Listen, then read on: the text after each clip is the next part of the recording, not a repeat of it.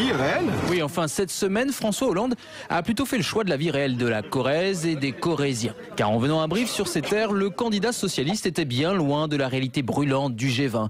Au plan de sauvetage de la Grèce, le candidat a préféré parler d'une autre actualité. Faire une opération qui est une belle opération pour la paille. La paille, le foin, les agriculteurs plutôt que la zone euro. Faire pousser de l'herbe, de nourrir des animaux. Voilà la stratégie de François Hollande et inutile d'essayer de l'en détourner.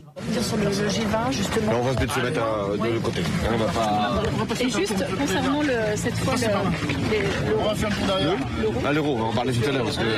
Et lorsqu'on l'interroge sur son concurrent Sarkozy, Sarkozy aujourd'hui, vous espérez renouer tout Donnez un verre. Le vin paillé. Voilà, le vin paillé. Vous leur proposez quoi en fait? Allez, c'est Jacques qui est producteur.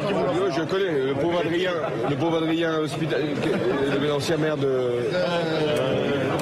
Oui, cette semaine, la stratégie d'Hollande était d'opter pour le bon sens corrézien plutôt que pour le sens de l'histoire. À croire qu'il avait oublié qu'il était... candidat à l'élection présidentielle. Oui, François Hollande a donné l'impression d'un léger décalage et même s'il avait prévenu qu'il se mettrait À la diète médiatique. cette semaine, sa diète médiatique avait plutôt l'air d'une anorexie politique, au risque, Une fois encore, arriver en retard. car comme il le dit lui-même, Le sondage d'aujourd'hui n'indique pas le résultat de demain.